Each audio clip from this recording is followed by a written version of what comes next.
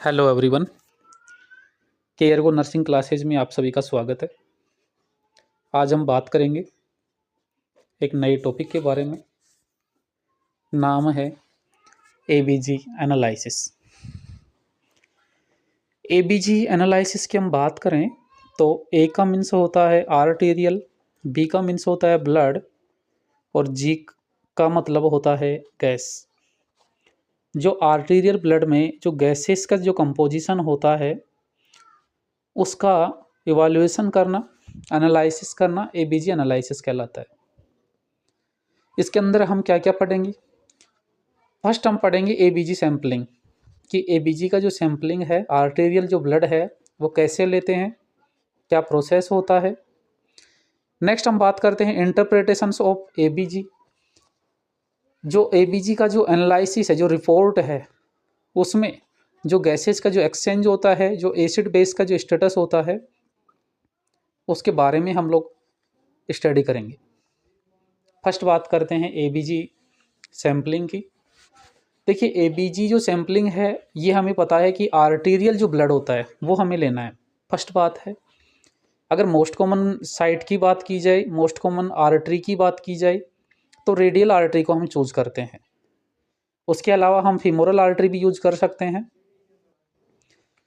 हम बात करते हैं रेडियल आर्टरी जो है वो प्रीफर करने से पहले हमें कुछ बातों का ध्यान करना होता है।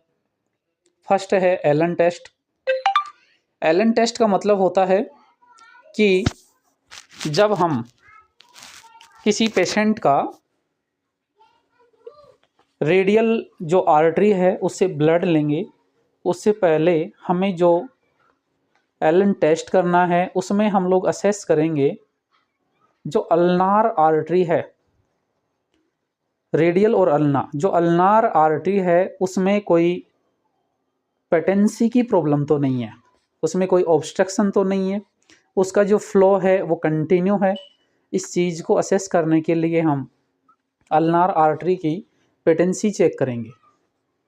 इसमें करते क्या हैं, हम लोग करते हैं अल्नार आर्टरी को कुछ देर के लिए, कुछ सेकंड्स के लिए हम कंप्रेस करेंगे और उसके बाद हम जैसे ही छोड़ेंगे तो सीआरटी का जो असेसमेंट है, कैपिलरी रिफिलिंग जो टाइम है लेस देन 3 सेकेंड्स का, उसको हम लोग असेस करेंगे। अगर नॉर्मल सर्कुलेशन मेंटेन होता है तो हम लोग रेडियल आर्टरी को चूज कर लेंगे।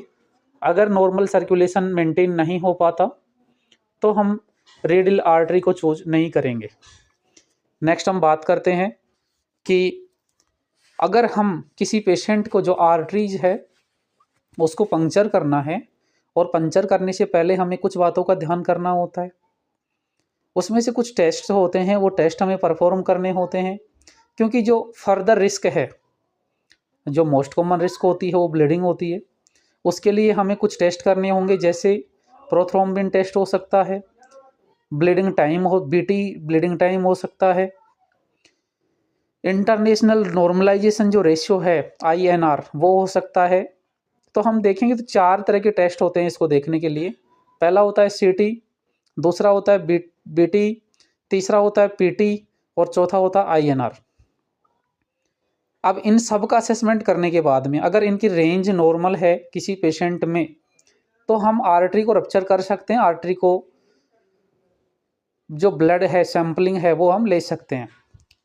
परंतु यदि इनका जो लेवल है वो अबनॉर्मल है तो ये रिस्क रहेगा हायर में कि पेशेंट को सीवियर ब्लीडिंग जो है उसके होने का चांस होता है। नेक्स्ट हम बात करते हैं एबीजी एनालिसिस में एप्लीकेशंस के बारे में, कि to documents respiratory failure and assess its severity. जो रेस्पिरेटरी जो फेल्योर है उसको असेस करने के लिए और किस लेवल तक फेल्योर है उसको असेस करने के लिए। नेक्स्ट बात करते हैं हम क्यों करते हैं, to monitor patient on ventilator. जो पेशेंट वेंटिलेटर होते हैं उनको मॉनिटर करने के लिए, and assist in weaning. Next है to assess acid base balance in a critical illness.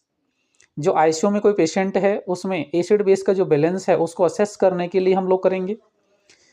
Next बात करते हैं to assess response to therapeutic interventions and mechanical ventilation. जो हम पेशेंट को मैनेजमेंट कर रहे हैं उसका असेसमेंट इंटरवेंशंस करने के लिए। और दूसरा हम बात करते हैं जो मैकेनिकल वेंटिलेटर, अगर कोई पेशेंट वेंटिलेटर पे है तो उसको जो रेस्पॉन्स है उसको असेस करने के लिए हम एबीजी करते हैं।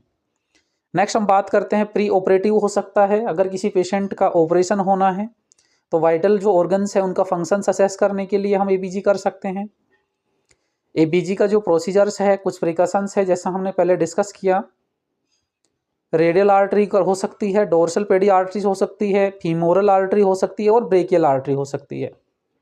जो टेक्निक्स होती हैं इसमें excessive heparin, ideal pre heparinize ABG syringe लेंगे, सिरिंज फ्लास्क विद 0.5 ml, या बात करें 1:1000 heparin and emptied. Do not leave excessive heparin in the syringe. देखिए जो हम इक्विपमेंट्स इंस्ट्रूमेंट्स लेंगे, जिसमें सिरिंज लेना है, जिस सिरिंज में हमें सैंपल कलेक्ट करना है, वो सिरिंज हीपेराइज होनी चाहिए। जो हीपेरिन का जो लेवल है 0.5 ml होना चाहिए। नेक्स्ट अगर हम लोग रेशियो में बात करें तो 1:1000 होना चाहिए। इससे हम बात करते हैं एबीजी की जो प्रोसेस है, इसमें और टेक्निकल एरर्स क्या हो सकते हैं। Risk of alteration of result increase with size of syringe या निडल। नेक्स्ट बात करते हैं, या तो निडल का साइज बड़ा हो। दूसरा हम बात कर रहे हैं डिक्रीज वॉल्यूम ऑफ सैंपल, अगर जो सैंपल हमने लिया है उस सैंपल का जो वॉल्यूम है वही क्या रहे, कम हो जाए, कम रह जाए। Syringe must have more than 50% blood. Use only 3 ml और लेस सिरिंज, या तो हमें 3 ml की सिरिंज यूज करनी है या इससे भी कम सिरिंज यूज करनी है। 25% lower values if 1 ml sample taken in 10 ml syringe, 0.25 ml heparin in needle. Next हम बात करते हैं एयर बबल्स के बारे में। जो PO2 का जो लेवल है 150 mm of Hg and PCO2 0 mm of Hg हो। Contact with air bubbles increase PO2 and decrease PCO2। अगर किसी पेशेंट में एयर बबल चला जाए तो उसके रिजल्ट में हमें क्या देखने को मिलेगा, ऑक्सीजन का लेवल बढ़ा हुआ दिखेगा और कार्बन डाइऑक्साइड का जो लेवल है वो हमें डिक्रीज दिखाई देगा। Seal syringe immediately after sampling, जैसे सैंपलिंग कंप्लीट होता है तो जो सिरिंज है उसको कंप्लीट सील करना है। नेक्स्ट हमें असेस करना है बॉडी के टेम्परेचर को। अफेक्ट्स जो वैल्यूज हैं PCO2 and SCO3 only. ABG analyser controlled for normal body temperatures. Next हम देखेंगे WBC काउंट्स को। 0.01 ml O2 कंज्यूम पर DL पर minute, marked increase in high TLC पर platelet count, decrease PO2। Chilling immediate analysis, अगर chilling होगी तो immediate हमें एनालिसिस करना है। Syringe must be transported earliest via cold chain. एक बात याद रखनी है हमें कि जब हम सैंपल कलेक्ट कर लिए तो जो सिरिंज है उस सिरिंज को जितना जल्दी हो सके कोल्ड चेन के थ्रू, या तो हम आइस बैग का यूज कर सकते हैं, कोल्ड चेन के थ्रू तुरंत लेबोरेटरी तक भेजें। अब हम लोग बात करते हैं कि जो हमने सैंपल कलेक्ट किया है उस सैंपल में जो एबीजी के इक्विपमेंट्स थे उसमें electrode system that measure 3 fundamental variables PO2, PCO2 and pH। All other parameters such as SCO3 computed by software using standard formula। Interpretation of ABG, gas exchange, acid base balance। देखिए हम लोग बात करते हैं ABG interpretations की। इसमें दो चीज़ों का अफेक्ट होता है, पहला होगा गैस का एक्सचेंज का, दूसरा होगा एसिड बेस स्टेटस का। अब जो गैस एक्सचेंज है इसका मतलब रेस्पिरेटरी समझेंगे और एसिड बेस बैलेंस जो है उसका मतलब मेटाबॉलिक समझेंगे। तो सबसे पहले हम बात करते हैं एसिड बेस बैलेंस की। और गैसेस जो एक्सचेंज है उसमें कार्बन डाइऑक्साइड होगा और ऑक्सीजन होगा। इसलिए हम जो रेस्पिरेटरी जो सिस्टम है इसमें क्या अफेक्ट होगा, कैसे अफेक्ट होगा, इसको हम लोग क्या करेंगे, असेस करते हैं। PaO2 का लेवल होगा और SpO2 का जो लेवल है वो हम असेस करेंगे। एल्वुलर आर्टरी O2 ग्रेडियंट तो असेस करेंगे। PaO2 या FiO2 जो रेशियो है उसको असेस करेंगे। PaCO2 का जो लेवल है उसको हम लोग असेस करेंगे। नेक्स्ट हम बात करते हैं डिटर्मिनेंट्स के बारे में। PaO2 का जो लेवल है ये डिपेंड करेगा एज के ऊपर, फिक्स इंस्पिरेटरी जो ऑक्सीजन है उसके ऊपर। नेक्स्ट हम बात करते हैं as increase the expected PaO2 decrease. मतलब ये हुआ जैसे जैसे एज बढ़ेगी वैसे वैसे जो PaO2 का लेवल है वो डिक्रीज रहेगा। नेक्स्ट हम बात करते हैं as FiO2 increase the expected PaO2 increase. जो फिक्स इंस्पिरेटरी ऑक्सीजन का वैल्यू अगर बढ़ेगा तो हम लोग समझेंगे PaO2 का जो लेवल है वो भी बढ़ेगा। एल्वुलर गैस इक्वेशंस होता है PaO2 Pb minus PH2O into FiO2 minus PCO2 upon R। Alveolar arterial O2 gradients की हम लोग बात करते हैं। फर्स्ट है PaO2 is the alveolar arterial difference in partial pressure of oxygen. PaO2 150 minus PaCO2 upon RQ। Normal range 5 to 25 mm of Hg increase with age के according ये बढ़ती जाएगी। Increase Pa minus AO2 lungs parenchymal disease. PaO2 oblique FiO2 ratio जो है हम देखेंगे impaired air FiO2 21% होता है। PiO2 150 mm of Hg pressure होता है। P-alveolar O2 ये 100 mm of Hg होता है। PaO2 होता है 90 mm of Hg। ये एल्वुलर प्रेशर देख रहे थे हम लोग। नेक्स्ट देखते हैं बर्लिन जो क्राइटेरिया होता है acute respiratory distress syndrome ARDS जो होता है उसमें बर्लिन क्राइटेरिया हमें देखा जाता है। उसमें देखते हैं PaO2 और FiO2 का रेशियो जो है वो 200 से 300 mm Hg हो। नेक्स्ट हम बात करते हैं 100 से 200 mm Hg है, मॉडरेट होता है, माइल्ड होता है, और लेस देन 100 है वो हम सीवियर में इंक्लूड करते हैं। अब हम बात करते हैं हाइपरकैपनिया की। हाइपरकैपनिया का मतलब ये होता है कि अगर कोई पेशेंट नॉर्मल से ज़्यादा ब्रीथिंग ले रहा है इसका मतलब हुआ कि ऑक्सीजन ज़्यादा जाएगी। ठीक है। नेक्स्ट हम बात करते हैं PaCO2 is directly proportionally to CO2 production and inversely proportional to alveolar ventilation. Normal PaCO2 is 35 से 45 mm Hg। हम बात करते हैं जितनी जल्दी पेशेंट सांस लेगा उतनी जल्दी ऑक्सीजन जाएगी ज़्यादा अंदर, और जितनी कार्बन डाइऑक्साइड होती है उतनी जल्दी बाहर निकलेगी। इसका मतलब क्या समझेंगे कि ऑक्सीजन का जो लेवल है वो बढ़ेगा और कार्बन डाइऑक्साइड का जो लेवल है वो कम होगा। अब हम बात करते हैं एसिड बेस बैलेंस का। देखिए एसिड बेस बैलेंस का मतलब हम समझें एसिड कहाँ पाया जाएगा, स्टोमक में पाया जाएगा, HCl होता है। नेक्स्ट हम बात करते हैं बेस की, जो HCO3 होता है। जो कार्बोनेट आयंस होते हैं वो इंटेस्टाइन्स में पाए जाते हैं। इसमें नैनो इक्विवेलेंट जो होते हैं 1×10⁻⁻⁹। जो pH होता है वो हाइड्रोजन आयन की जो कंसंट्रेशन होती है, या हम बात करें power of hydrogen ion is the pH। अब हम बात करते हैं हेंडरसन्स हेस्लेबैक इक्वेशन। इसमें correlate metabolic and respiratory regulations. Next हम बात करते हैं first line of defence against pH shift. देखिए बॉडी में कुछ कंपनसेटरी कुछ मैकेनिज्म होती हैं।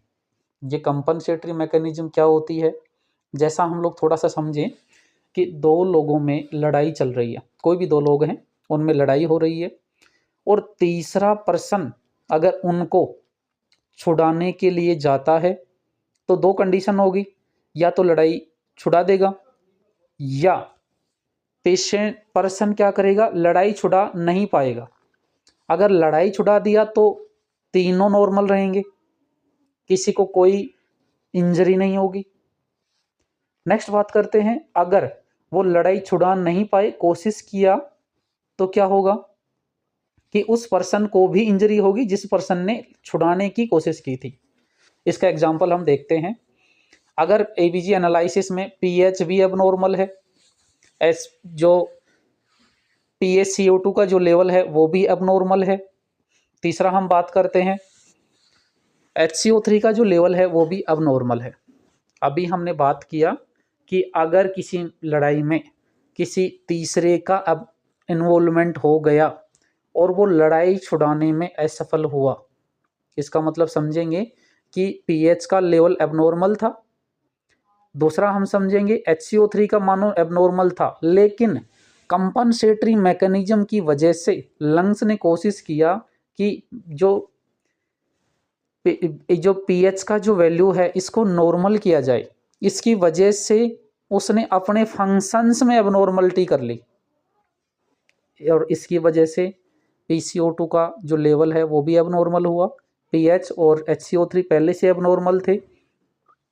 दूसरी सिचुएशन हम समझते हैं कि दो लोगों में लड़ाई हो रही है और तीसरे को कोई मतलब नहीं है, कोई उनको छुड़ाने नहीं जा रहा। इसका मतलब क्या समझेंगे, जिन लोगों में लड़ाई हुई थी वो लोग ही हमें इंजर्ड दिखेंगे, कोई थर्ड पर्सन उसमें इन्वॉल्वमेंट नहीं होगा।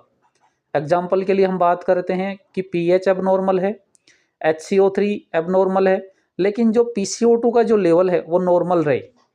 इस कंडीशन में अब तीसरी एक और कंडीशन बनती है, उसमें क्या होता है कि PaCO2 का लेवल नॉर्मल रहे, पीएच भी नॉर्मल रहे या HCO3 का लेवल भी नॉर्मल रहे। मतलब कि दो लोगों में लड़ाई हो रही थी, तीसरे ने दोनों को समझा करके शांत कर दिया, तीसरे का इन्वॉल्वमेंट हुआ और लड़ाई बुझ गई। अब इससे हम लोग एक चीज़ समझने की कोशिश करेंगे। कंपनसेटरी मैकेनिज्म का मतलब ये समझेंगे कि एक होता है कंप्लीट कंपनसेशन, जिसकी वजह से लड़ाई बुझ गई, तीनों लोग शांत थे, तीनों का जो लेवल था वो नॉर्मल था, पीएच का भी, HCO3 का भी और PCO2 का भी लेवल नॉर्मल था। दूसरी चीज़ हम समझेंगे पार्शियल कंपनसेशन। देखो पार्शियल का मतलब होता है अधूरा, उसने कोशिश किया लेकिन वो कोशिश सफल नहीं हो पाई और उसकी वजह से क्या हुआ कि जिसने कोशिश की थी वो भी इंजर्ड हो गया। इसका बारे में हम समझेंगे कि किसी पेशेंट की पीएच भी नॉर्मल नहीं है, पीएच एबनॉर्मल, HCO3 भी एबनॉर्मल, और तीसरा हम समझेंगे कि अगर पर्सन का जो PCO2 का लेवल है वो भी एबनॉर्मल है। तीनों चीज़ ही क्या है, एबनॉर्मल है। इसको हम क्या समझेंगे, पार्शियल कंपनसेशन। लड़ाई छुड़ाने की कोशिश तो की गई लेकिन छुड़ा नहीं पाया, उसमें खुद भी इंजर्ड हो गया, तीनों का इन्वॉल्वमेंट है। नेक्स्ट हम बात करते हैं कम कम कंप्लीट जो कंपनसेशन थी। एक हमने कंपनसेशन पढ़ा, एक हमने पार्शियल कंपनसेशन पढ़ा, तीसरा हम पढ़ेंगे अनकंपनसेशन। अनकंपनसेशन का मतलब दो लोगों की लड़ाई में तीसरे को कोई मतलब नहीं है। इसका मतलब समझेंगे पीएच एबनॉर्मल होगी और HCO3 जो है वो एबनॉर्मल हो लेकिन PCO2 नॉर्मल रहे। कोई भी दो एबनॉर्मल हो और तीसरा नॉर्मल हो, ये होता है अनकंपनसेटेड कंडीशन। नेक्स्ट हम बात करते हैं, देखो बाकी चीज़ों में तो हम असेस कर लेंगे, लेकिन जो कंप्लीट कंपनसेशन है उस कंपनसेशन में हम दो चीज़ें असेस नहीं कर पाएंगे कि ये रेस्पिरेटरी है या मेटाबॉलिक है, क्योंकि देखो तीनों चीज़ नॉर्मल रहेगी तो हमें समझ में नहीं आएगी चीज़ें कि कौन सी गड़बड़ है। एक हम समझेंगे कि जो पार्शियल कंपनसेशन है उसका हमें समझ में नहीं आएगा कि क्योंकि तीनों चीज़ अब नॉर्मल होगी। तो इसको समझने के लिए हमें देखना है कि जो चीज़ ज़्यादा खराब है, क्योंकि देखो ज़्यादा खराब का मतलब ये समझेंगे कि जहाँ से प्रॉब्लम ज़्यादा हुई थी वो हमें ज़्यादा एबनॉर्मल लगेगा और दूसरा जो लेवल है वो हमें नॉर्मल लगेगा। नेक्स्ट हम बात कर रहे हैं कंपनसेटरी मैकेनिज्म में कि कौन कौन से बॉडी के ऑर्गन्स हैं जो कंपनसेटरी मैकेनिज्म को मेंटेन करते हैं। First line of defence against pH shift. First होता है केमिकल बफर सिस्टम। जो केमिकल बफर सिस्टम होता है उसमें हम लोग तीन चीज़ों को इन्वॉल्व करते हैं। पहला होता है बाइकार्बोनेट बफर सिस्टम, दूसरा होता है फॉस्फेट बफर सिस्टम, तीसरा होता है protein buffer system. Second line of defence against pH shift की बात करते हैं, वो फिजियोलॉजिकल होता है, उसको हम फिजियोलॉजिकल बफर बोलते हैं। उसमें दो चीज़ों का इन्वॉल्वमेंट होता है, रेस्पिरेटरी मैकेनिज्म, इसमें CO2 का एक्सक्रिएशन होता है। दूसरा होता है रीनल मैकेनिज्म, इसमें हाइड्रोजन आयन का एक्सक्रिएशन होता है। जो बाइकार्बोनेट बफर सिस्टम है, इसमें कार्बन डाइऑक्साइड प्लस H2O के साथ में रिएक्शन होती है। अब इससे H2CO3 बनेगा और हाइड्रोजन आयन में निकलेगा। अब फिर एसिडोसिस की हम बात करते हैं। एसिडोसिस का मतलब होता है H+ आयन, तो H+ आयन जुड़ेगा HCO3 के साथ में और वो बना लेगा H2CO3, और जैसे ही रिएक्शन आगे चलेगी तो कार्बन डाइऑक्साइड और जल का निर्माण होगा। ये था एसिडोसिस की कंडीशन। दूसरा हम बात करते हैं एल्कलोसिस का। Alkali plus weak acid equal to H2CO3। जैसे हम बात करते हैं CO2 plus H2O equal to H2CO3, ये एल्केलाई मिलेगा इसके साथ में, और HCO3 negative plus H positive. अब लोग बात करते हैं रेस्पिरेटरी रेगुलेशंस का, कि किस तरह से रेस्पिरेशन जो है वो रेगुलेट करती है। हाइड्रोजन आयन है, ये बढ़ेगा किस कौन सी कंडीशन में, रेस्पिरेटरी एसिडोसिस की कंडीशन में। एल्यूलार वेंटिलेशन डिक्रीज होगा, जैसे ही बढ़ेगा एल्यूलार वेंटिलेशन, जैसे ही बढ़ा PoCO2 की लेवल जो है वो डिक्रीज हो गई। देखो हम बेसिक समझने की कोशिश करते हैं। अगर हमने कोई दौड़ रहे हैं और दौड़ते दौड़ते हम जल्दी जल्दी सांस ले रहे हैं, और जब हम सांस जल्दी जल्दी लेंगे, हाइपर एपनिया करेंगे, तो उस कंडीशन में क्या होगा, ऑक्सीजन ज़्यादा जाएगी बॉडी में, ठीक है, और नेक्स्ट जो कार्बन डाइऑक्साइड है उसका एक्सक्रिएशन बढ़ जाएगा, ये एल्यूलार वेंटिलेशन होगा। दूसरा कंडीशन है कि किसी पेशेंट को ऐसी डिजीज है कि वो सांस धीरे धीरे ले पा रहा है, और सांस धीरे ले पा रहा है लेकिन छोड़ भी धीरे धीरे रहा है, इसका मतलब ऑक्सीजन की कंसंट्रेशन जो है वो डिक्रीज होगी, और जो स्टोर्ड कार्बन डाइऑक्साइड है लंग्स में उसकी कंसंट्रेशन ज़्यादा होगी। तो छोटी दो चीज़ हम समझने की कोशिश करें। जब जब पर्सन के लंग्स में कार्बन डाइऑक्साइड की लेवल कम होता है, इसका मतलब ऑक्सीजन बढ़ेगा, और ऑक्सीजन बढ़ेगा तो एल्कलाई बन होगा। तो जब जब ऑक्सीजन बढ़ेगा एल्कलोसिस होगा, रेस्पिरेटरी एल्कलोसिस। और जब जब पेशेंट की जो लंग्स में CO2 की कंसंट्रेशन बढ़ेगी, CO2 इंडिकेट करती है एसिडोसिस को, और जब जब पेशेंट को CO2 बढ़ेगी हम बोलेंगे रेस्पिरेटरी एसिडोसिस। नेक्स्ट हम बात करते हैं रीनल रेगुलेशंस की। Kidney control the acid base balance by excreting either a basic or an acidic urine, excretion of HCO3, regeneration of HCO3 with excretion of hydrogen ion, excretion of excess hydrogen and generation of new HCO3 negative, the ammonia buffer system. In chronic acidosis, the dominant mechanism of acid eliminated excretion of NH4. Next हम response हम बात करते हैं bicarbonate buffer system की।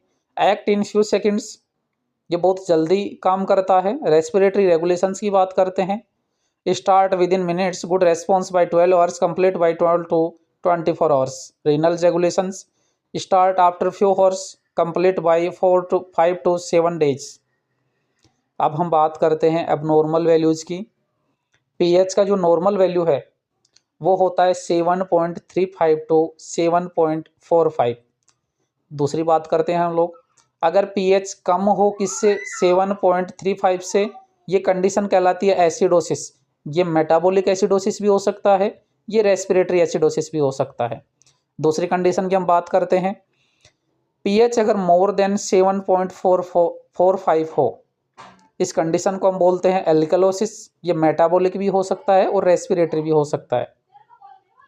तीसरी condition बनती है, अगर किसी पेशेंट में PaCO2 का जो लेवल है वो more than 45 mm of HgO, क्योंकि नॉर्मल CO2 का जो लेवल है वो 35 से 45 mm ऑफ HgO होता है। अगर 45 से ज़्यादा है तो इसका हम समझेंगे कि जब जब पेशेंट में CO2 का लेवल इंक्रीज होगा तब तक एसिडिटी कंडीशन बनेगी। तो अगर CO2 का लेवल बढ़ा, PoCO2 का लेवल है more than 45 mm of Hg हुआ, तो इसको हम इन्वॉल्व करेंगे रेस्पिरेटरी एसिडोसिस में, एल्वियोलार हाइपोवेंटिलेशन में। दूसरी बात करते हैं हम लोग, PoCO2 का लेवल जब जब कम होगा, 35 से कम होगा, 35 mm ऑफ Hg से कम हुआ, इसका मतलब समझेंगे कि ऑक्सीजन की जो कंसंट्रेशन वो बढ़ेगी। और जो ऑक्सीजन है वो इंडिकेट करती है एल्कोलोसिस को। तो जब जब ऑक्सीजन बढ़ेगी PCO2 का लेवल कम होगा, रेस्पिरेटरी एल्कोलोसिस को इंडिकेट करेगा। इसको हम बोलेंगे एल्वोलार हाइपरवेंटिलेशन। नेक्स्ट बात हम करते हैं HCO3 की। HCO3 का जो नॉर्मल लेवल होता है वो 22 से 26 MEQ पर लीटर होता है, मिली इक्विवेलेंट पर लीटर।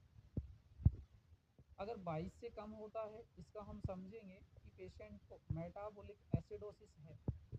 अगर पेशेंट का लेवल 26 से मोर देन है तो हम समझेंगे मेटाबॉलिक एल्कलोसिस है। अब अगर हम समझते हैं सिंपल एसिड बेस बैलेंस का जो डिसऑर्डर्स हैं, a single primary process of acidosis और एल्कलोसिस विद और विदाउट कंपनसेशन। या तो केवल एसिडोसिस हो या तो केवल एल्कलोसिस हो बिना किसी कंपनसेशन के, ये कहलाता है simple acid base disorder. Next बात करते हैं हम कंपनसेशन की। The body always try to normalize the pH, so PCO2 and HCO3 negative rise and fall together in simple disorders. Compensation never overcorrect the pH. Lack of compensation in an appropriate time define a second disorder. Require normally functioning lungs and kidney. Next हम देख रहे हैं, देखो आपके सामने एक table है, इसमें डिसऑर्डर है मेटाबॉलिक एसिडोसिस। अब इसमें हाइड्रोजन आयन बढ़ा हुआ है, पीएच कम है, HCO3 कम है, और जो कंपनसेटरी रेस्पॉन्स में जो PCO2 का लेवल है वो डिक्रीज हो रहा है। इसको हम समझने की कोशिश करेंगे कि जब जब HCO3 का लेवल कम हुआ है तो कंपनसेशन में कार्बन डाइऑक्साइड जो है वो डिक्रीज हुई है। मेटाबॉलिक एसिडोसिस की बात करते हैं हम लोग, हाइड्रोजन आयन डिक्रीज हुआ, पीएच बढ़ गई, HCO3 बढ़ा हुआ दिख रहा है हमें। तो अगर ऐसा होता है तो PCO2 का लेवल भी बढ़ेगा। मतलब समझने की कोशिश करें, मेटाबॉलिक एसिडोसिस की दो कंडीशन हमारे सामने है। तीसरा हम पढ़ेंगे रेस्पिरेटरी जो एसिडोसिस है, उसमें हाइड्रोजन आयन बढ़ रहा है, पीएच कम हो रहा है, PCO2 का लेवल है जो वो भी बढ़ रहा है। नेक्स्ट हम देखेंगे इसके कंपनसेशन में इंक्रीज HCO3 हमें दिखाई दे रहा है। रेस्पिरेटरी जो एसिडोसिस है, रेस्पिरेटरी एल्कलोसिस की बात करते हैं, हाइड्रोजन आयन कम हो रहा है, पीएच बढ़ रहा है, PCO2 का लेवल भी डिक्रीज हो रहा है, तो HCO3 का जो लेवल है वो भी डिक्रीज होगा। नेक्स्ट हम बात करते हैं एक्यूट जो डिसऑर्डर्स हैं वो कंपनसेटरी रेस्पॉन्स में क्या क्या होंगे। एक्यूट कोई कंडीशन होगी रेस्पिरेटरी में, वो इंक्रीज HCO3 दिखेगा हमें 1 MEQ पर DL पर 10 mmO Hg, इंक्रीज PCO2 दिखाई देगा हमें। दूसरी क्रोनिक कंडीशन में HCO3 3 से 3.5 MEQ पर लीटर हो सकता है और PCO2 का जो लेवल है वो मोर देन 10 mmHg बढ़ सकता है। रेस्पिरेटरी एल्कलोसिस की बात कर सकते हैं, एक्यूट हो सकता है, क्रोनिक हो सकता है। सेम आज हम पढ़ेंगे मेटाबॉलिक एसिडोसिस और मेटाबॉलिक एल्कलोसिस के बारे में। इसके बाद में हमें तीसरा डिसऑर्डर दिख रहा है मिक्स्ड एसिड बेस बैलेंस। पहला था सिंपल, दूसरा था कंपनसेशन की वजह से हुआ, और तीसरा है मिक्स हो। इसका मतलब समझना है हमें, presence of more than one acid base disorder simultaneously close to a mixed disorder, normal pH with abnormal HCO3। अगर पेशेंट का पीएच नॉर्मल हो और HCO3 का लेवल क्या रहे, अबनॉर्मल रहे। नेक्स्ट पढ़ेंगे PCO2 और and HCO3 level move in opposite direction, pH change in an opposite direction for a non primary disorder। Anion जो गैप है उसके बारे में हम लोग थोड़ा देखेंगे, सोडियम के बारे में देखेंगे, क्लोराइड के बारे में देखेंगे, हम लोग HCO3 के बारे में देखेंगे। Elevation anion gap represent metabolic acidosis. Normal values की बात करते हैं, 12 ± 4 MEQ पर लीटर होता है। मेजर अनमेजर्ड एनियन जो है वो एल्बुमिन हो सकता है, फॉस्फेट हो सकता है, सल्फेट हो सकता है, ऑर्गेनिक एनियन हो सकता है। अनमेजर जो केशंस हैं वो आपके सामने है, सोडियम और क्लोराइड है। HCO3 का जो लेवल है वो है। इंक्रीज एनियन गैप से क्या हो सकता है, डायबिटीज की तो एसिडोसिस होगा, क्रोनिक किडनी डिजीज हो सकता है, लैक्टिक एसिडोसिस हो सकता है, एल्कोहलिक कीटोएसिडोसिस हो सकता है, एस्पिरिन पॉइजनिंग हो सकता है, मेथेनॉल पॉइजनिंग हो सकता है, एथिलीन ग्लाइकोल पॉइजनिंग हो सकता है, या स्टारवेशन की जो कंडीशन है, भूख भी हो सकती है। नॉर्मल एनियन गैप की बात करते हैं, डायरिया में हो सकता है, रीनल ट्यूबुलर एसिडोसिस में हो सकता है, एडिशंस जो डिजीज होती है उसमें हो सकता है, कार्बोनिक एनहाइड्रेज इनहिबिटर्स जो होते हैं उसमें हो सकता है। नेक्स्ट हम बात करते हैं डेल्टा गैप के बारे में। The difference between patient AG and normal AG, the coexistence of two metabolic acid base disorders may be apparent. Delta gap equal to anion gap -12, delta gap plus HCO3 equal to 22 - 26 MEQ per DL. If more than 26, consider additional metabolic alkalosis. If less than 22, consider additional non-AG metabolic acidosis. अब हम step by step समझने की कोशिश करते हैं। Look at the PO2 का level देखेंगे। सबसे पहले ABG के एनालिसिस में हम लोग देखेंगे कि ऑक्सीजन की कंसंट्रेशन क्या है, वो 80 से कम है या 90 से कम है, इन चीज़ों को मैसेज करेंगे। दूसरा हमें देखना है pH का लेवल, pH क्या है, अगर 7.35 से कम है एसिडोसिस है, 7.45 से ज़्यादा है एल्कलोसिस है, 7.35 से 7.45 है तो नॉर्मल या मिक्स डिसऑर्डर हो सकता है। उसके बाद में हम देखेंगे HCO3 का जो लेवल है उसके बारे में असेस करेंगे। मोर देन 26 है, इसका मतलब समझेंगे इंक्रीज है, एल्कलोटिक हो सकता है। लेस देन 22 समझेंगे, अगर ऐसा है तो डिक्रीज एसिडिक हो सकता है। फिर हम देखेंगे determine the acid base disorder, match either the PCO2 और the HCO3 with the pH। Compensation देखेंगे, आर द CO2 और HCO3 of opposite type, is the compensation adequate. देखो मेटाबॉलिक डिसऑर्डर है तो PCO2 अफेक्टेड होगा, और रेस्पिरेटरी डिसऑर्डर है तो pH एक्सपेक्टेड जो है उसके साथ में pH जो है रेंज मिक्स डिसऑर्डर हो सकता है। Calculate the anion gap, if it is more 3 there is metabolic acidosis. Does the anion gap explain the change in HCO3 का लेवल। कैलकुलेट डेल्टा गैप को करना है हमें।